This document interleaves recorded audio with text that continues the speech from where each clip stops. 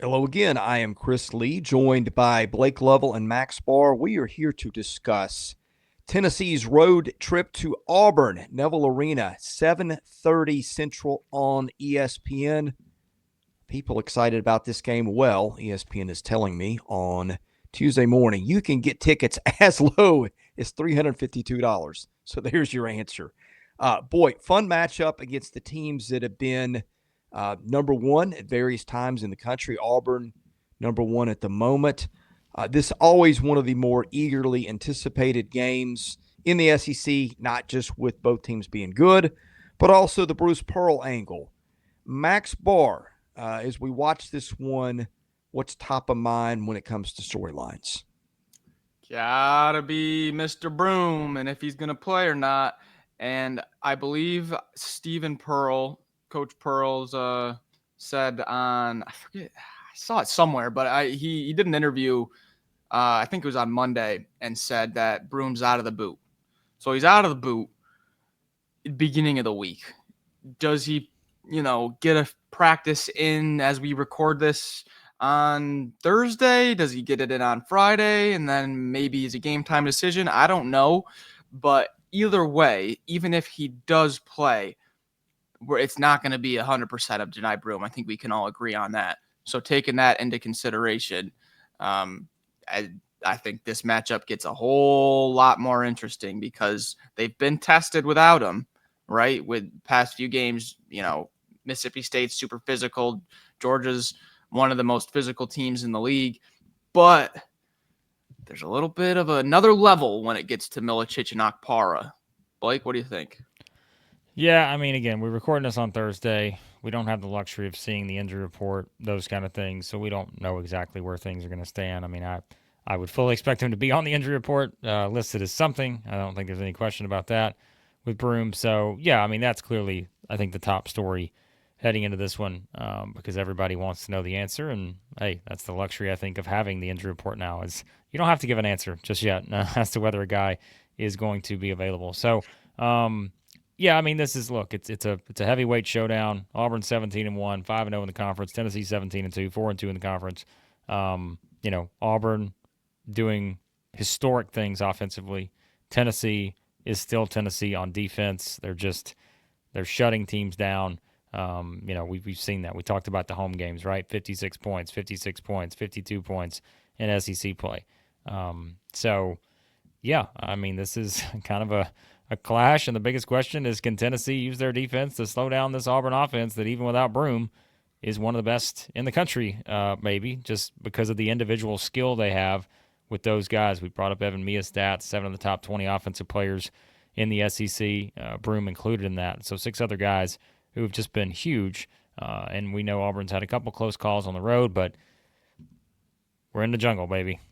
And that changes things a little bit. Yeah, it's the number one offense in the country at Ken Palm in Auburn against the number three defense in the country in Tennessee. So we kind of know what we're getting there. Both have been super consistent. I want to talk about the other side because Tennessee's offense varies a lot, as we know. The Florida game, everybody remembers what happened there. And Tennessee has had droughts the last few years where it goes through scoring difficulties. But Chaz Lanier has played much better the last couple of games. They've got bigs who can score. Jordan Gainey gives them a really good third guard off the bench. Zakai Ziegler, you trust that guy to run the point about as much as you trust anybody in the country. Played a ton of ball.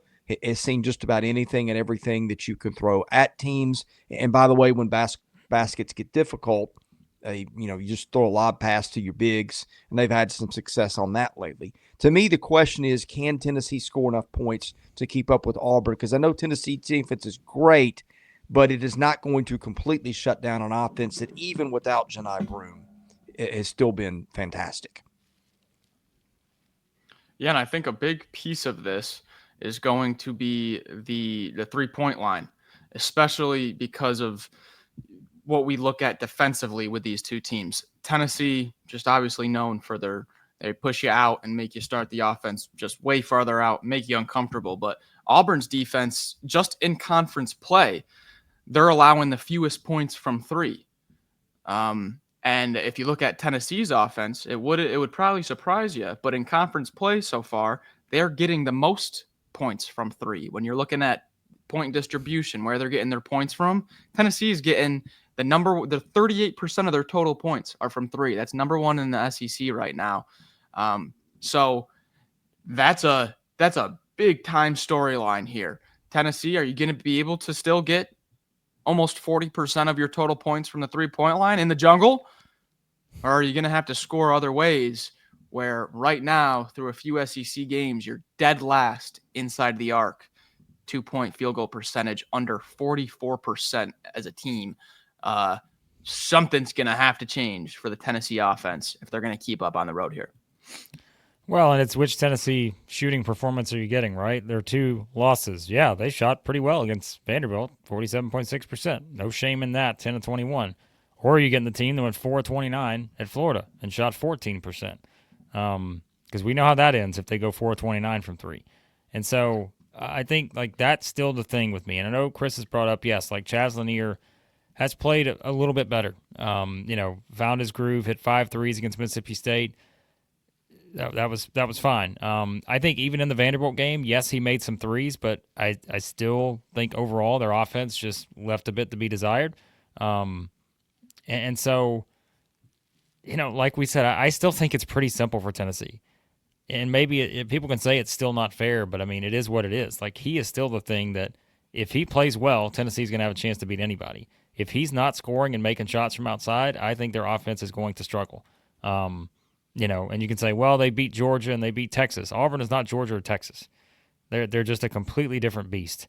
And so he's going to have to score probably 18 or more points here, I think. That's the magic number I'm putting on it. Chaz Lanier's got to score 18 or more, I think, if they're going to have a chance to win this game. And so, yeah, Auburn knows that, right? Like, Auburn's going to be keying in on him defensively. And like Max said, if you just look at the numbers, if Tennessee, the threes aren't falling, they have to go inside and try to figure out how to get effective shots against this team of Dylan Cardwell and Chaney Johnson. Again, maybe Broom, we don't know. And just all the things that Auburn can do defensively too. I mean, that's the thing, right? We talk so much about Auburn's offense. How friggin' good have they been defensively? Like, they've still been great on the defensive side. So I think that's what we have to remember here. Like, yes, Auburn's offense is getting all the attention, but they're still a top 20 defensive team nationally, and they've been fantastic in multiple defensive areas, including blocking shots, so affecting shots. So, to me, that's the story here. How hard can Auburn make it on Tennessee's offense? It's the same thing with Tennessee's defense, right? As we said, that's their key. They have to make Auburn take tough shots, put those guys, especially the guards, in position that they've not been in before maybe this season, although that's going to be hard. Look at the schedule they played. But I think it's the same for Auburn's defense. Like, disrupt what Tennessee wants to do offensively. It all starts with Chaz Lanier, and make someone else take tough shots. And if you're making them do it inside the arc, that's probably advantage Auburn. So I kind of conceded that Auburn is going to score some points despite Tennessee, but there's a couple things that are interesting when I look at it a little further. It really short sample size here, and I get that they had him for 2/3 of the game, but South Carolina holds Auburn to 66 points 2 Saturdays ago in an Auburn road win. Auburn comes out and gets 88 against Mississippi State, but then plays a pretty tough Georgia team on the road and only scores 70. You look at the games early in the year where Auburn was consistently getting in the mid to high 80s, even the 90s, even 100 a couple of times. And when you unpack this a little bit more, Tennessee's got the number 1 3-point shooting defense in the country. And that is where Auburn, with Miles Kelly and Pettiford and those guys, can do a lot of damage. If Tennessee can close out spaces, which is a little bit easier to do if you don't have Broom, and I'm presuming like Max, maybe he plays, but he's not going to be 30-minute a game, Janai Broom, I don't think. That does make this a little bit more interesting when you look at it like that. Auburn lost one home game last year, and that was a 70-59 home loss to Kentucky. That was a game where Auburn went 4 of 22 from 3 for 18%. And from 2-point range, they went 13 of 33 for 39.4%. They turned it over 11 times and only put up 59 points. After the first 10 minutes of the game, it was 19-9. Kentucky was winning, and then Auburn never held the lead the whole game. If Tennessee is going to win this game, I think it's going to look a lot like 70-59 and 4 of 22 from 3. I think if it starts to get the higher scoring it goes, the less likely Tennessee wins. That's what I'm trying to get at right here. All right, let's get to our picks. Tennessee on the road this year in conference play has not been very good. They are 1-2 with that one win being a nice win, bouncing back off the Florida loss at Texas by 4. But then they've got the 30-point Florida loss and the 1-point Vandy loss. Auburn undefeated at home, and actually their closest game at home so far this year was a 16-point win against Missouri. That is the closest home game they've had. It's just a different animal this year. Broom, no broom, don't matter to me. Give me Auburn. Yeah, Tennessee this year has gone and won on the road against a team that could play some defense. We all remember that Illinois game. This is the jungle. This is a different thing.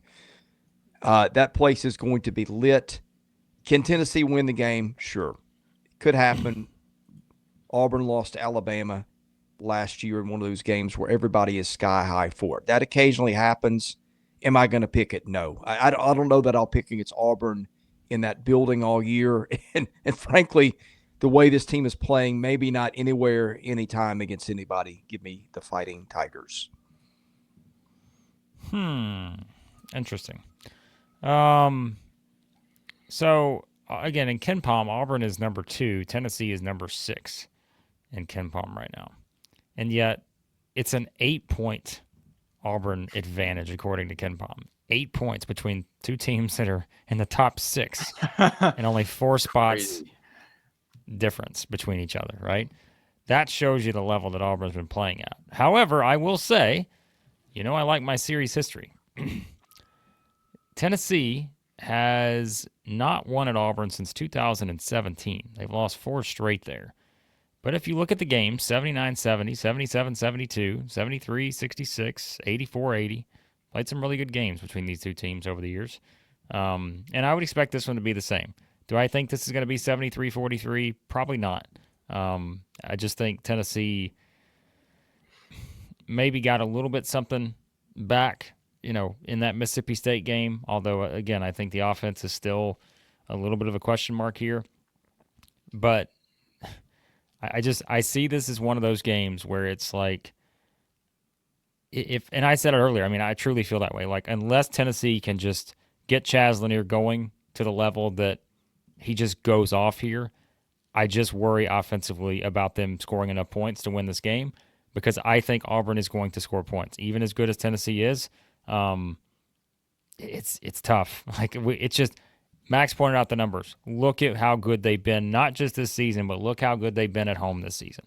And so, I'm going to take the same path here and pick Auburn, just because we said these are two of the best home teams out there. And so in this scenario, give me the home team, and that's the number 1 team in the country and the team that has just continued to do things that are just ridiculous. And Tennessee's road performances have left a little bit to be desired here over the past several weeks. We'll be here to talk about it afterwards. Saturday night. Best way to get that, hit the subscribe button. That is free. Enable your notifications. Quickly, we'll also be here to talk about it during it, because we're doing the watch-along. Right. If you want to join, It Just Means More to you here at Southeastern 16, we will have a live watch-along for the game. We will not be showing you the game on the screen. We'll be talking about it as it's going on, so you can join us, hit that join button, and, you can jump in with us and talk about Auburn versus Tennessee live on Saturday night. Yeah, all that. Tune in for all of it. We have fun with it. Have fun with our audience. Hope you'll join us. For Max Barr and Blake Lovell, God bless you. We'll see you soon. You've been watching SEC basketball content here at Southeastern 16.